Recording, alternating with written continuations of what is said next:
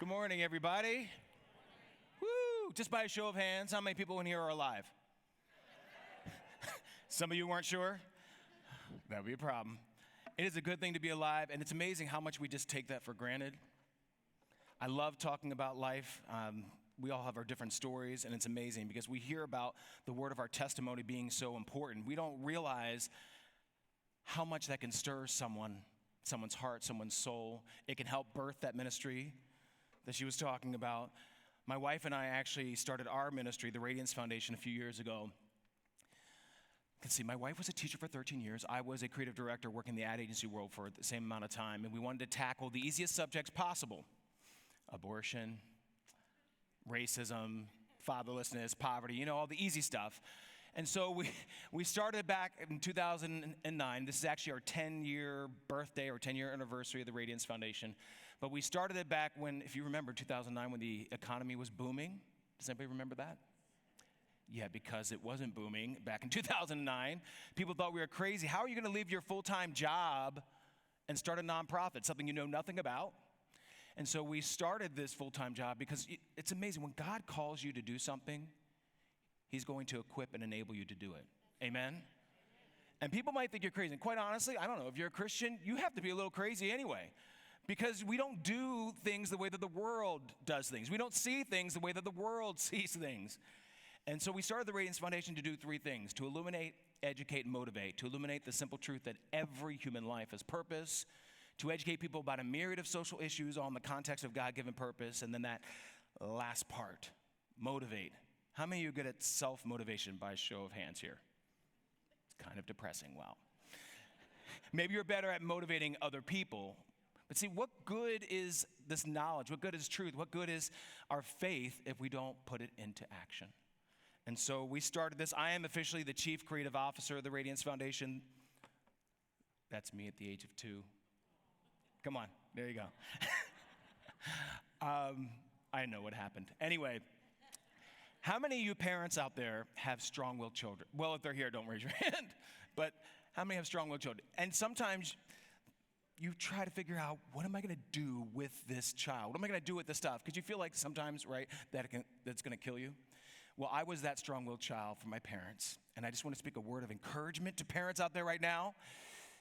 Just wait about 25 to 30 years, and that strong-willed stuff will turn into something really constructive. Still on the apology tour with my parents. But we love what we do. In fact, I love that God enables triumph to rise from tragedy all the time, that He uses someone with a story like mine to prove so many lies wrong. I'm a creative. I love creating stuff. Everything you see on the screen here, everything at our table, back in the lobby there, the Radiance Foundation's table, everything at Radiance.life I've created, but it's not to celebrate me, but it's to highlight a God who does the impossible all the time. And so what we are committed to at the Radiance Foundation is this. Our society says we face a lot of phobias. You could probably rattle off a few of those phobias that we supposedly face, but this is actually real.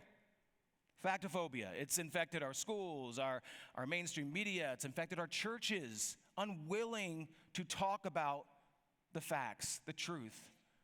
And so you can see the tagline here. It says, truth ain't hate, let love illuminate. Say it with me. Truth ain't hate, let love illuminate. We're constantly called haters when we're speaking from a biblical perspective. Anybody know that feeling?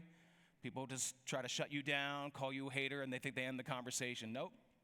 Don't let it end the conversation, because we have to love people enough to not only speak the truth, but live the truth. And we're motivated by 1 Corinthians 13:6. It says, love does not delight in evil, but it rejoices in the truth. So this is why we do what we do. We create a lot of original content. A lot of the stuff at the table is free. There are tons of postcards, whether they're back there at the table on our website. We've been able to get in all kinds of venues. I mean, when God calls you and you're like, wait a minute, but we don't have the money. Wait a minute, we don't have the connections. Wait a minute. God's not a wait a minute kind of God. He's like, I got this. Can you just be faithful and obedient and just do? And so He has opened up so many venues. We've spoken in colleges across the country, in all kinds of conferences, Harvard, Princeton, University of Notre Dame, Columbia Law School. I mean, doors have opened to teach congressmen and congresswomen on Capitol Hill, holding sessions and summits there, leading rallies at the Supreme Court, things that we never could have imagined 10 and a half years ago that we would be doing. And it's an amazing thing just to serve God and to say, God, I'm willing and I'm able, which my wife always says, those are some dangerous words because God will take you at that. And I love that we're able to address these tough issues. And of course, since I'm talking about the issue of abortion today, I just want to make it clear that the Radiance Foundation is always compassionate toward the individual, particularly those who are post-abortive. And there are some great resources, national resources you can see there, radiance.life/heal.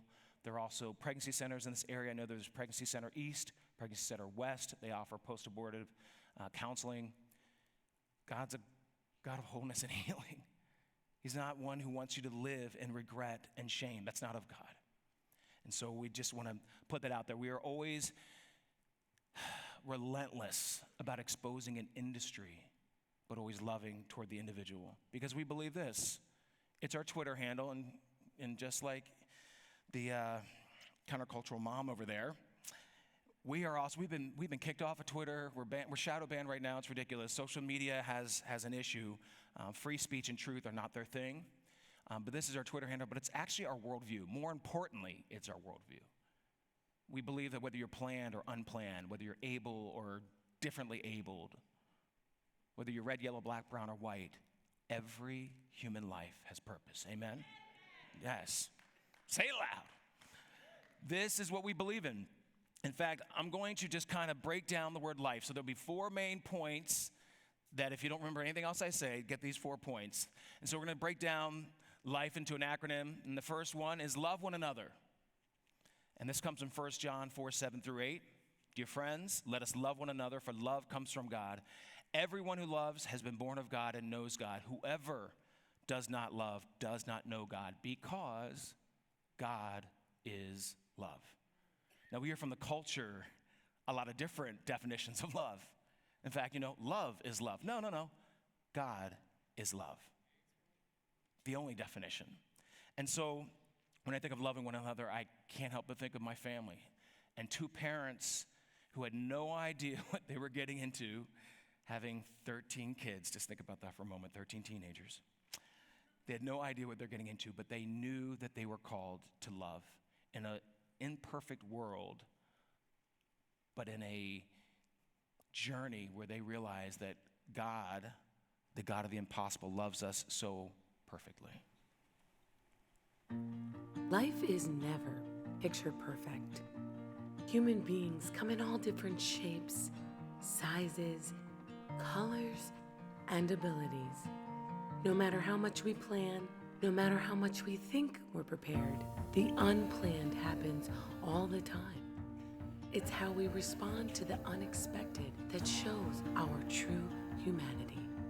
But many do not see the value of every human life.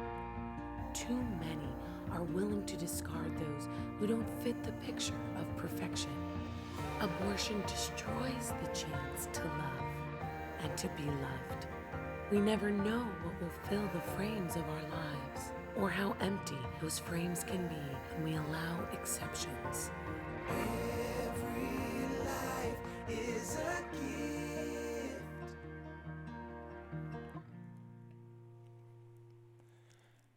See, my family's full of exceptions, full of those who be so easily written off because they didn't fit that picture of perfection. My family originally started like this. There were 5, and people probably looked at that and said, hey, picture perfect, you have 3 kids, you're good. But it's amazing how God has a different plan for us most of the time. This picture, these are my 3 original siblings. I don't know what you're going to call them, the homemade ones. They're the first ones. And so that's how the family started. And people will often ask, well, what inspired your parents to adopt? What influenced your parents to adopt? And sometimes you kind of hear the subtext, and it's more like, what possessed your parents to adopt 10 children? Love and brokenness. See, adoption in the natural and the supernatural happens because the natural order of things is broken. And it brings healing and restoration and wholeness. And with my mom, actually, that's where the dream of adoption, the heart for adoption started. It started at age 5. My mom grew up with an alcoholic father. He was not a kind man. He was emotionally and psychologically abusive. And so her parents were separating, and at the age of 5, this little girl, it's amazing how much we underestimate the way that a little child receives things and how they perceive the world. But at the age of 5, my mom was placed in a children's home for a year. And during that time, she just remembers, even though she was visited separately by her parents, there was another little girl with physical disabilities. No one ever came to see her. No one. And that broke the heart of a 5-year-old. And so she just remembers getting down on her knees one night and just praying, God, help me be a mommy to those who don't have one. That heart for adoption was shared by the most amazing man that I know, my father, a man who loves Jesus, a man who is just a man of integrity. He was the same man at home as he was outside of the home, always, always. It's really hard for me now because he's struggling and slowly dying from Parkinson's. It's a horrible thing to watch. But my dad's life exemplified Christ to me. My mom's life exemplified Christ to me. And so that heart for adoption shared, because if you're going to adopt 10 kids, you have to be on the same wavelength, I'm just saying. So the first one was me. This is actually the first moment my mom was able to hold me. I was 6 weeks old, came with the largest passy ring you've ever seen. But this moment, like so many moments in our lives, came at a cost. See, I'm a firm believer that adoption unleashes purpose, again, in the natural and the supernatural. But self-sacrifice unleashes purpose. In fact, my mom, who would always try to have a connection with her father all her life, she knew that his brokenness could only be healed by Jesus. And so she tried all her life just to bring him to Christ. So he had been involved with the original Bombergers that you saw there earlier. For years, he was in and out, but he was at least involved in their lives. He said, if you bring that, I'll keep it rated PG, if you bring that black child into your home, you're going to ruin your family. And so with all the flaws and the brokenness my mom knew of her father, she didn't know he was also a racist. So the moment my parents adopted me, he had nothing to do with our family the rest of our lives. So my mother literally had to lose a father in order to gain a son. I will say she chose well, she chose me. Just saying, he missed out on 13 awesome grandchildren. Never saw us the rest of our lives. So here's where our family is still kind of small. We were just a family of 8. And I love this article. So my parents didn't do many interviews at all, but the journalists actually got it. They understood the journey of adoption in our family. You can see by the title, it says, Unwanted Children Find Their Wanted. And we were loved like crazy. And this is why I hear sometimes Christians say, well, adoption was never God's plan. Are you kidding me? Have you cracked open the Bible? Ephesians 1:5, there's so many examples, but Ephesians 1:5 says, in love, he predestined us for adoption to sonship through Jesus Christ. I mean, when you read the genealogy of Christ in the book of Matthew, you get through all those names that you cannot pronounce, and then does it end with Mary? No, it ends with Joseph, who was not biologically related to Jesus. See, Joseph had a situation. You're talking about a humanly unplanned parenthood, right? Humanly, obviously divinely planned. But you're talking about a courageous teen mother. You're talking about a father who could have chosen to leave, but he chose to love instead. He could have chosen abandonment, but he chose adoption instead. So, yes, we have great examples of adoption throughout Scripture. And so here, these are all my siblings. All 13 Bomberger kids. Everybody's got an afro. Even white people got afros in the pictures. I'm just saying. We obviously don't look alike, though. We're white and we're black. We're white and black. Native American, Vietnamese. 2 of my brothers are albinos, so that brings legal blindness. So there are numerous physical disabilities, some learning disabilities. But everybody in this picture has special needs, just like everybody in this room, in the sanctuary right now, has special needs. That's to love and to be loved. And I will say we were loved like crazy. I don't know if you see that little dot, but that's me right there. Favorite in the family, just saying. Anybody know that feeling? But see, you see this picture of diversity. I know we hear the word diversity all the time. Diversity, diversity, diversity. And God created diversity. I love it. He wants us to enjoy it. But there are some things that we share in common that are even more powerful, and like those things, to love and to be loved. But one of the most powerful things I learned growing up is my parents did not emphasize color blindness. I know people mean well when they say we should be colorblind. No, we shouldn't. God created color for us to celebrate, not to separate ourselves by it. But the one thing I learned is this, and this is one of the foundational tenets of the Radiance Foundation, is we are one human race. Can I get an amen in here? We are one human race. We're so fixated with the pigmentation of our skin. It's all beautiful. Every hue is beautiful. We are all, by the way, people of color. Unless you're transparent, you are a person of color. Just putting that out there. But I want to show you a picture of what unwanted looks like. Because when you hear in the conversations about abortion, well, a child shouldn't be unwanted. A child shouldn't be unwanted. A child shouldn't have to grow up in poverty. People should not have to face difficulty in their lives. Oh, wait, I'm sorry. Who in here has never faced a difficulty in your life? So when you hear that phrase, unwanted child, I want this image that I'm about to show you replace whatever you might have in your mind. This is what unwanted looks like. It's just my siblings, their spouses, their children. There are no aunts and uncles or cousins, not extended family. There's a little grandma in the middle of the picture, but it's just our immediate family. So this is what unwanted looks like. That's 64 strong, people. And the crazy thing is, this picture is about 3 years old, so there are about 14 more people added to this photo, to this family picture, through adoption, through marriage. But see, this is what happens when you defy the world's low expectations. This is what happens when you love. Our parents had no idea what they're getting into. By the way, you do not have to adopt 10 children to not know what you're getting into. You can have one child who is biologically related to you, and you wonder whose child that is. I mean, you just don't know what you're getting into. There is no manual. I don't care how many books there are out there about parenting. There is no magic formula.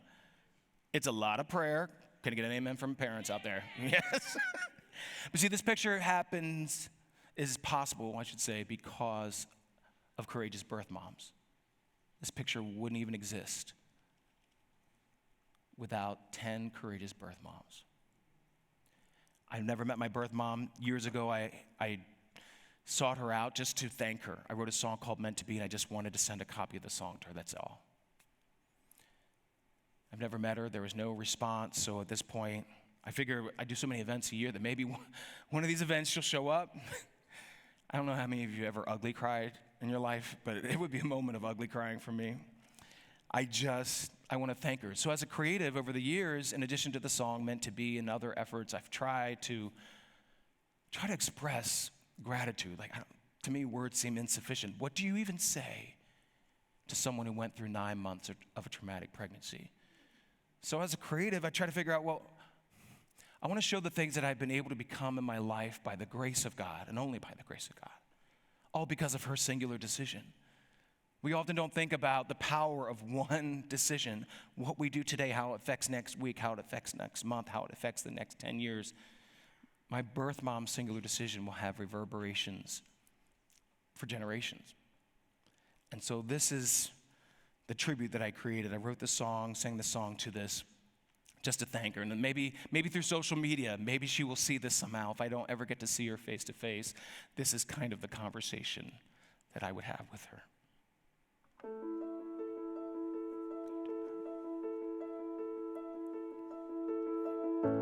You couldn't see what I would be. It wasn't part of your plan.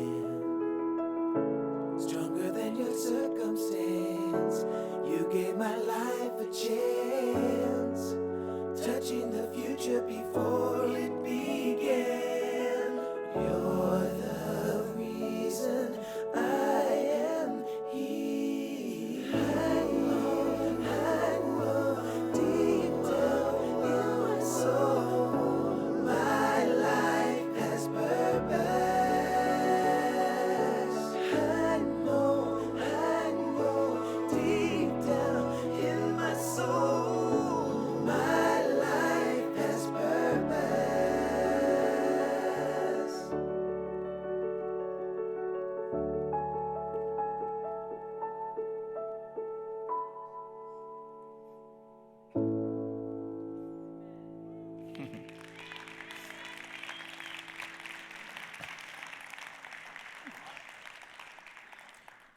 Truth never gets old. Never gets old. I am the 1% that's used 100% of the time to justify abortion. But yet Psalm 139 talks about how you knit me together in my mother's womb. I am fearfully and wonderfully made. There's not an asterisk there. It says, oh, wait, if you were humanly planned. God enables triumph to rise from tragedy all the time. That takes me to the second part of the acronym for life, the I. Identify the lie. One of my favorite verses is Ephesians 4:14, especially in a culture today that wants to redefine words and redefine gender and redefine hate and love and the very essence of God. I love this verse because our foundation doesn't ever change. Truth is immutable. It does not change.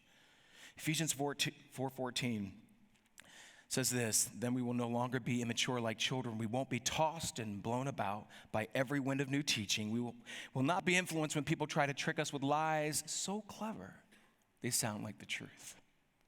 Wow, that's our culture today, where it's a lot of emotion and very little evidence. When I think of how adoption unleashes purpose, I think of the lie on the other side of that, the antithesis, and the abortion industry that crushes purpose thousands of times a day, about 2,500 times a day in the United States. Now, Planned Parenthood that touts itself as a pro-choice organization, it's amazing what we do with euphemisms, by the way, pro-choice, demonize the option of adoption. So if you're pro-choice, are you really pro-choice if you're demonizing one of the only two alternatives to the violence of abortion? This is from their website. For years, they've had this on their website. It was part of their tool for educators. And so they say the psychological responses to abortion are far less serious than those experienced by women bringing their unwanted pregnancy to term and relinquishing the child for adoption. Explains why they abort almost 120 lives for every one adoption referral. They don't make money on adoption. They only make it on abortion. But to understand this broken mentality, you have to understand the DNA of Planned Parenthood, the DNA of the abortion industry. Margaret Sanger, wish we had a lot of time to get into this, but I can only touch on this lightly. She's the founder of Planned Parenthood, the mother of Planned Parenthood. People will often say, oh, well, you took that quote out of context, or you took that quote out of context. You can read the entirety of her writing. She was a brilliant woman, duplicitous, broken. Like my mom, she grew up in poverty. She grew up with an alcoholic father, but it's amazing the different paths we can take. You can choose to break free from your brokenness, or like Margaret Sanger, stay in that vein of brokenness. You can see from this image here, she wrote a book called Motherhood in Bondage. She didn't have a positive view about motherhood. The Birth Control Review was her periodical. It was some of the most racist, elitist, Nazi-sympathizing content that you'd ever read. And her book, Pivot of Civilization. I mean, here's a woman who chose to remain broken. And her way of eliminating poverty was not to eliminate the cause of it. It was to eliminate the impoverished. She wanted a lot of people sterilized. She had different groups. She had those who were physically disabled, those who were incarcerated, those who had children outside of wedlock, outside of marriage. I mean, she had this whole category called feeble-minded too. So lots of people apparently fit in that feeble-minded category, that they should not reproduce. They should actually be forcibly sterilized. I mean, this is the founder of Planned Parenthood. I think it's interesting when you think of feeble-minded. I mean, okay, I'm just going to throw this out there. Most of Congress today is kind of feeble-minded, so it's a dangerous thing. Just saying, I'm not going to get too political. I'm sorry, that really was not kind of me. But when you think of, what does that even mean? What is feeble-minded? But Margaret Sanger understood that you could put all kinds of people in that category, and that it didn't matter, because if you could write off someone's humanity, it was easier to justify the violence against them. Here's Margaret Sanger answering the question in 1957 about what sin is. Now, keep in mind, people will say, well, that was all last century. She was so old. Her mindset was old. Eugenics, that was the belief, to be well-born. That was an old mindset. But she lived during the same time of Martin Luther King Jr. She died a year after him. But we don't write off his worldview as archaic and old. But I want you to hear her words. She's asked, do you believe in sin? And this is Margaret Sanger's response. Do you believe in sin? When I say believe, I don't mean believe in committing sin. Do you believe there is such a thing as sin? Well, I think the greatest sin in the world is bringing children into the world that have disease from their parents, that have no chance in the world to be a human being, practically. Delinquents, prisoners, all sorts of things just marked when they're born. That, to me, is the greatest sin. Who was marked when they were born? I mean, to think that someone could be the arbiter of human value because they knew that you were marked when you were born. You know when we were marked? We were marked when we were created. Actually, Jeremiah 1:5 talks about how he knew us before we were formed in the womb. Before. Yeah, we're marked with something. We're marked with purpose, God-given purpose, every one of us. It's a shame. Planned Parenthood, this is around the time Margaret Sanger, 1938, this is one of their brochures. So in the midst of all their lies, occasionally they would actually tell the truth. And if you see this is one of their brochures called Plan Your Family. And you can see one of the questions is, isn't it an abortion, talking about birth control? And their answer, abortion kills life after it has begun. Well, they knew that in 1938. They don't know that in 2019. It's amazing what happens when your business model changes. So they move from birth control to abortion on demand throughout the entire pregnancy for any reason, which is why you get tweets like this from Planned Parenthood. If you're a black woman in America, it's statistically safer to have an abortion than to carry a pregnancy to term or to give birth. This is called junk science. It is not statistically safer. But see, they get away with this. Just now change the context. Imagine if President Trump tweeted that. Different reaction, right? But see, Planned Parenthood tweets this and nothing. But if President Trump had tweeted that, I mean, what kind of response? What kind of things would you hear in mainstream media? Racism, white supremacy. But Planned Parenthood gets away with it. In fact, there was an op-ed that the new president of Planned Parenthood, Alexis McGill Johnson, she wrote this op-ed for Wall Street Journal defending Margaret Sanger and saying that she wasn't a eugenicist, even though she was a member of the Eugenics Society, that she wanted the two organizations to merge, but whatever. I mean, truth is not, I mean, they're going to abort human lives, over 330,000 each year. They're going to abort the truth every single day. But she's defending Margaret Sanger, and then she's saying, oh, wait, the abortion industry, we're not the racist ones. I mean, sure, abortion rates in the black community are 5 times higher. Sure, we send out tweets like that saying, if you're a black mother, you're better off aborting your child than to go through pregnancy. But we're not the racists. Oh, wait, no. The pro-life movement, they're the racists. How does that work?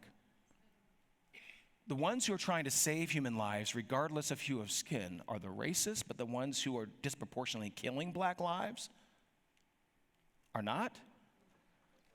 This is the kind of stuff when you have to identify the lie. Another lie that, Planned Parenthood gets $500 million taxpayer dollars a year, and they call themselves the nation's largest sex educator. They forgot 3 letters. Miss Educator. This is on their teen Tumblr page, and they're being asked by teens, supposedly, is it wrong to be promiscuous? And so this is Planned Parenthood's response. Keep in mind, $500 million every year. Since the number of sexual partners you've had doesn't say anything about your character, your morals, or your personality, or about anything at all, really, there's nothing bad or unhealthy about having a big number of sexual partners. This is Planned Parenthood, the nation's leading sex educator. This is why we have some great resources back at our table, these fact sheets, lots of free stuff. These fact sheets break down the top 10 reasons, for instance, to keep Planned Parenthood out of your local school. Of course, there are more than 10 reasons. There are hundreds and hundreds of reasons, and number 1 should actually be enough. But in reason 7, it's very interesting because Planned Parenthood spends millions fighting every parental consent, parental notification bill. And this is what they say. This is from their website. These bills, quote, put teens at risk of abuse at the hands of their parents. Because the Planned Parenthood activist knows what's better for the child than parents. But see, they're always trying to, they're grooming customers. Anybody who understands Marketing 101, you have to understand, Planned Parenthood is involved in many high schools across the country. In fact, they work with the CDC in developing curriculum, health curriculum. They just groom customers. And what kind of customer do you want? Do you want one who's going to come one time and then you'll never see them again? Or do you want the revolving door kind of customer? It's what they do. and they promote this fake feminism. So I love that our children are involved in our ministry through the Radiance Foundation. And so my 10-year-old, Aaliyah, we talk about fake feminism. We talk what it means to actually be empowered, to understand true equality. Abortion does not make you equal. Inherent value makes you equal because we're all created in the image of God. We all have equal and irrevocable worth. So sometimes you have to poke fun at the ridiculousness of some of the propaganda out there. So we decided we're going to put together this little jingle and just highlight fake feminism. They love to tell ya abortion's so good for ya. Just pay a fee and get equality.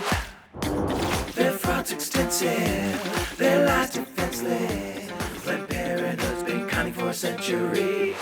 It's fake feminism. It's fake feminism. It's fake feminism. They don't want you to know. It's fake feminism. It's fake feminism. It's fake feminism. All they want is your dough. This is basic health care. Thousands of women died before Roe every year. We're not political. Planned Parenthood, we're nonpartisan. Planned Parenthood is fake feminism. Fake feminism. Fake feminism. They don't want you to know. It's fake feminism. Fake feminism. Fake feminism. All they want is your dough. Hopefully that jingle sticks with you the rest of the day. But we have to be able to identify the lie. This is why I just want to end with this. We've heard this kind of earlier today. There is no such thing as your truth or my truth. There is just the truth. And so we just try to break this down. People will talk about, well, Planned Parenthood, only 3% of their services is abortion. Look at all the other services they provide. This is what defenders of Planned Parenthood always say. Well, mainstream media does the same thing. The only problem is they never actually look at the other services that Planned Parenthood provides, because if they did, they would see that nearly every major medical service to women has been plummeting for over 10 years. This fact sheet is also available at our table. Breast cancer screenings, they don't own a single mammogram machine, so these are manual breast exams. Breast cancer screenings are down 65%, Pap tests down 72%. Prenatal care, even though 86% of women become mothers by the age of 44, 0.1% of Planned Parenthood services is prenatal care. Are they really the women's leading healthcare organization that they call themselves? It is all lies. And that's why I love this. Just a huge difference. The abortion industry lures women with their lies. Pregnancy help centers love women with their lives. I don't know if there's anybody in here who works for a pregnancy center. I mentioned 2 that are here locally.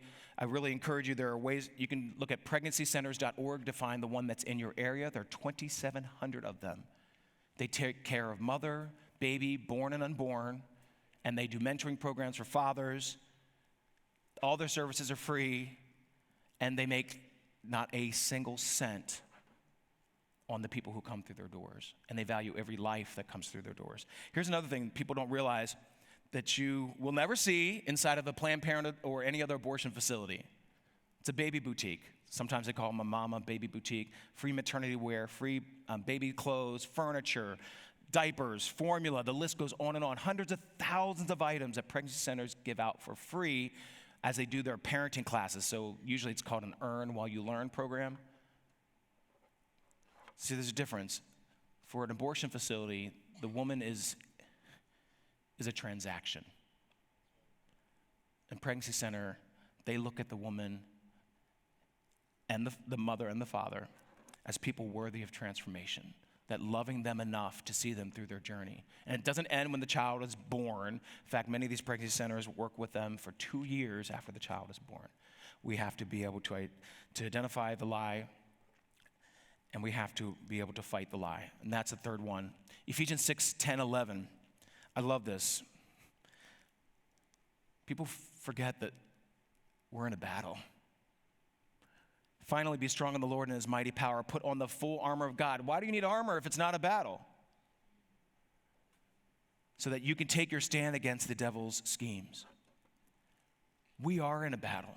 And so many people are deciding just to kind of be spectators. That's why when I think of my 4 children, I have 4 kiddos, 2 of whom are adopted. Love them like crazy. Love them all like crazy.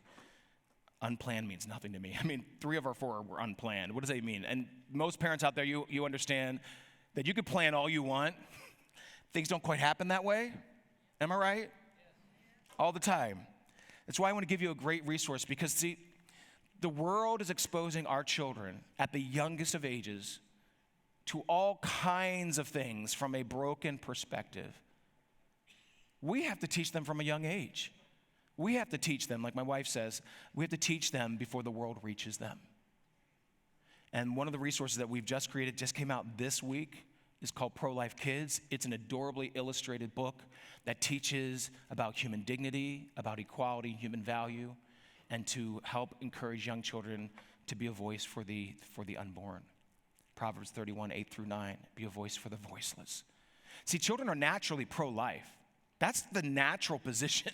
You actually have to be taught that it's okay to harm the life of an innocent human being. You have to be taught that. Why aren't we breaking through and teaching them so that we don't get into situations like this? Here's a clip. It's so, it's kind of insane, but we're dealing with a world that's so broken. I'm a firm believer, I call myself a factivist. See the difference between activism and factivism. Activism is solely emotional. Factivism, we recognize the emotional, but we also fuse that with the evidential, with the evidence.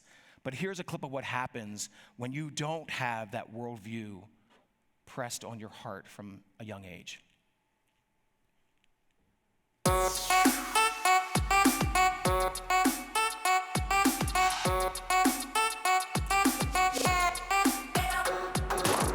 When a woman gets pregnant, that is not a human being inside of her. We know it's a living human being that's inside of her.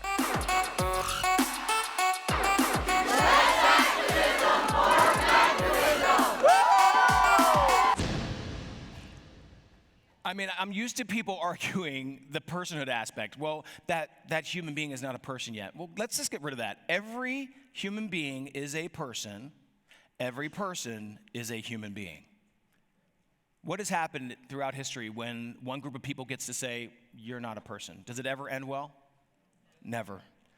And we're looking at 60 million plus destroyed because of Roe v. Wade. I want to give you an example right here in this state. This billboard appeared in Cleveland. There were 16 billboards that Ohio's largest abortion facility called Preterm placed 16 billboards throughout Cleveland. 12 of those billboards were put in predominantly black neighborhoods.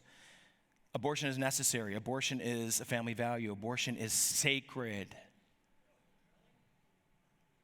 So we work with a coalition of pregnancy centers, of right to life groups. We actually worked with the chairwoman of the NAACP in Cleveland, who doesn't agree with us on some of their issues, but absolutely agree with us on this. We also worked with Al Sharpton, his national network, his activists in that area, and they were actually on our side, which does not typically happen. Miracles happen every day. And so we placed our own billboard campaign to respond immediately to this. And so we placed 12 billboards in that area like this. Abortion is systemic racism. Abortion is lost fatherhood. Abortion is fake feminism. Abortion is regret. Abortion is exploitation. And here's this coalition of black and white, left and right. It was an amazing thing. It's amazing the things you can actually find agreement on sometimes. But you won't know unless you start standing up for what is right. I mean, when we started the Radiance Foundation a few years ago, we decided we were going to take the two easiest topics possible. We're going to race and abortion and combine them in a campaign that had never been done before. We're the first ones to deliver a public ad campaign dealing with the hugely disproportionate impact of abortion in the black community. And don't get me wrong, abortion is tragic, equally tragic, no matter the hue of your skin. But no one had ever done a campaign in the community that is hardest hit, statistically, where rates are 5 times higher. In New York City, the home of Planned Parenthood, more black babies for decades have been aborted than born alive. So we placed billboards in Atlanta, then we moved to other major cities. In fact, this was placed in the conservative San Francisco Bay Area. Not so conservative. 60 billboards. we placed there, and we were denounced by Planned Parenthood, of course. We were denounced by the ACLU, which felt really good. We were denounced by the NAACP. The NAACP that called this campaign horribly racist, and it gave the false impression that Planned Parenthood kills black babies. What? Planned Parenthood kills black babies, white babies, and every hue in between. In fact, according to their last annual report, 332,757 precious lives made in the image of God. And so, being the factivist that I am and not being the quiet person at all, I wrote an article about the NAACP that I grew up revering and loving. I used to love the organization. So many landmark achievements like Brown v. Board of Education that they fought for. So I wrote about them. I criticized their alliances with Planned Parenthood. In fact, at the time that I wrote this, their president, the president of NAACP, Benjamin Jealous at that time, was doing a $1,000 a ticket fundraiser for Planned Parenthood, yet the NAACP said they hadn't taken a stand on abortion. Yes, you have. If you're raising money for the nation's largest abortion chain, you have. So I wrote an article, and this is what I titled it: NAACP, the National Association for the Abortion of Colored People. They did not like it at all. And they sued me, and they sued the Radiance Foundation, and it was insane. 2 years in federal court, we were actually represented by Alliance Defending Freedom. Now, sometimes you may think, I don't have the connections, I don't have the money. Bethany and I didn't either. We didn't know what we were getting into, but we knew that there was something wrong and we had to speak to it. That precious lives, black lives matter in and out of the womb. Amen? All of us matter. Why? Because we are made in the image of God. We have value not given to us by man or woman or governmental institution, but from a much higher power. And so here we are, just fledgling little 501c3 organization, and Planned Parenthood is so threatened by us that they literally produced I'm going to call it a crockumentary, talking about how great they are and how much they do for the black community to respond to one of our billboard campaigns. Let me just play you a short clip from that. Millions of Americans have stories. So we got on a bus, brought a camera, and let people speak for themselves. We listened to patients, to healthcare providers, to those who have been on the front lines, and those worried about the next generation. I said, well, this is a really tough decision. And there were some tears, but I actually left the procedure going, okay, this is the best decision for me. 3 kids is a good number for me. I only have so much lap space. I only have so much arm space. I only have so much time in the day. And they're all over the country. And you may know that there are forces out there that have been trying to destroy Planned Parenthood. We saw one of those forces not too long ago, and you know that I was involved when they put some billboards right over here off of I-75 that said black children, an endangered species. But we are not a species. We are God's children, created in God's image. It's Planned Parenthood. It helps me to be a better pastor. Did you catch that last line? I'm sorry, call me crazy. I thought the Bible made you a better pastor, not Planned Parenthood. He is actually a board member of Planned Parenthood. It's insane. We have to identify the lie. We have to fight the lie. And most importantly, we have to expect the victory. It may seem impossible, and no matter what the issue may be, it may seem insurmountable. But yet we serve a God of the impossible all the time. Romans 8:37 says, no, in all these things we are what? More than conquerors. We're overcomers. We're not undercomers. We're overcomers. And not on our own strength, but through him who loved us. Philippians 4:13, reinforcing that again. I can do all things through Christ who strengthens me. See, the abortion industry is constantly telling women especially, you can't overcome. You can't face the unplanned. Are you kidding me? How many strong women are in this sanctuary right now? Come on, let me hear you. How many strong men are in the sanctuary? We lowered the octave. I don't even have a bassy voice, so I'm not going to pretend. But the reality is, we can overcome all the time. We have to expect the victory. Now, I talked to you about the NAACP insane lawsuit. 2 years in federal court. We were facing bankruptcy. They were suing us for over $700,000. We didn't even have 1% of that. But they picked on the wrong two people. My wife's from New York City. Her family's from New York City. I'm from a family of 15, and when you have 13 kids and you're almost a middle child, they're not going to silence us. So we knew that we had to step out and try to be courageous. 2 years in federal court. We lost on the first level. First federal judge ruled against us. He was a lifetime member of the NAACP. His sister-in-law was a former president of the NAACP Legal Defense Fund. Didn't have to recuse himself. So we lost on that level, but we appealed to the Fourth Circuit Court of Appeals in Richmond, Virginia, and we won.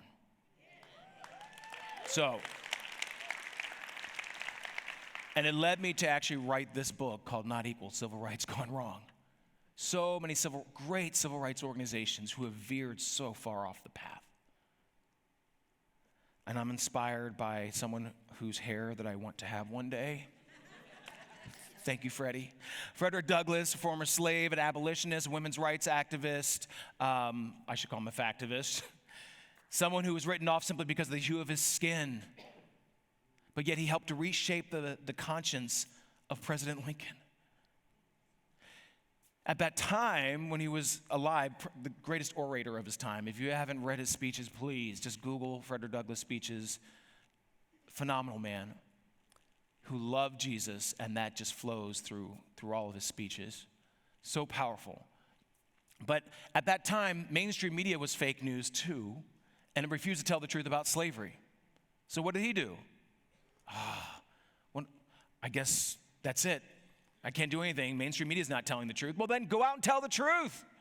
So he started his own newspaper called the North Star in Rochester, New York. And he said the reason that he started this is, I see before me a life of toil and trials. Hello, the life of a Christian. But justice must be done. The truth must be told. I cannot be silent. People, we don't have the luxury of being silent. There are so many culture-shifting issues that are happening right now that are getting to the very core of who we are as people. That there is brokenness that's being affirmed, and we as Christians who have the truth, I don't want to be uncomfortable. I don't want to be unfriended on Facebook. There are worse things than being unfriended.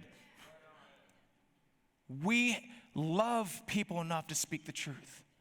Thank God Frederick Douglass didn't just stop because it seemed insurmountable. I also want to throw this in there too. Frederick Douglass was also conceived in rape. The people we write off. See, the circumstances of our conception don't change the condition of our worth. Did anybody in here control the circumstances of your conception at all? By a show of hands, anybody? Because that would be really weird. I just thank my birth mom for choosing to be stronger than her circumstances.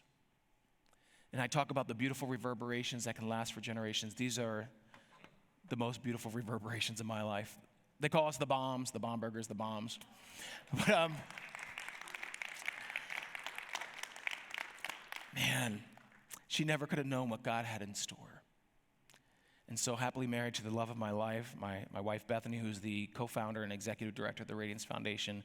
And from left to right, our youngest son, Justice, who was adopted, my oldest, Ray, who I've adopted, and our two middle kids who are competing for middle child status, Makai and Aaliyah. And you heard Aaliyah sing a little bit earlier, but I'm just so blown away every day because I'm reminded of my birth mom's courage. I'm reminded that we can all play a role in human triumph, but we cannot do it if we're afraid of the Word of God. We cannot do it if we're afraid that someone's not going to like us or someone's going to threaten us or someone's going to sue us. It's going to happen. But the best part about it is that you can play a role in helping to set somebody free. And so I love that God has given me this incredible gift of family. And the spot that I made that showed all the things that I've been able to become in my life by the grace of God. So I'm playing that music in our little studio, and Aaliyah, who at that time wouldn't sing publicly, in front of anybody. She would just sing at home. The moment, when you ask your child to do something in front of other people, and you're like, yeah, show them. And they make you look like a fool. I always love that. Yeah, Aaliyah had that down to a science. But she came in and she heard it. She said, oh, I love that song. Can I sing to it, Dad? I'm like, yes, sing to it. So she was actually 9 years old at that time. And so she said, well, what should I sing? I said, baby girl, just sing whatever comes to mind. So she just comes up with her own harmonies. I just hit record.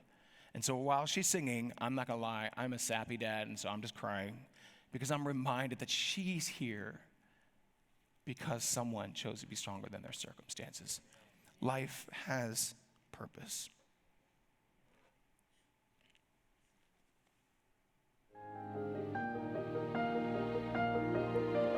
This little light of mine, I'm gonna let it shine.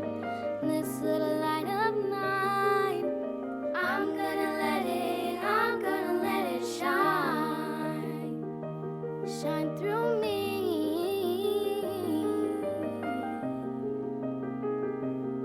Oh, shine through me. Shine,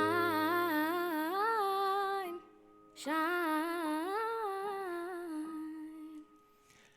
Matthew 5:14 says, you are the light of the world. So go out there and illuminate injustice, speak truth because you love people enough to help set them free. Amen. Courage does not need a crowd, people. It just needs conviction. God bless.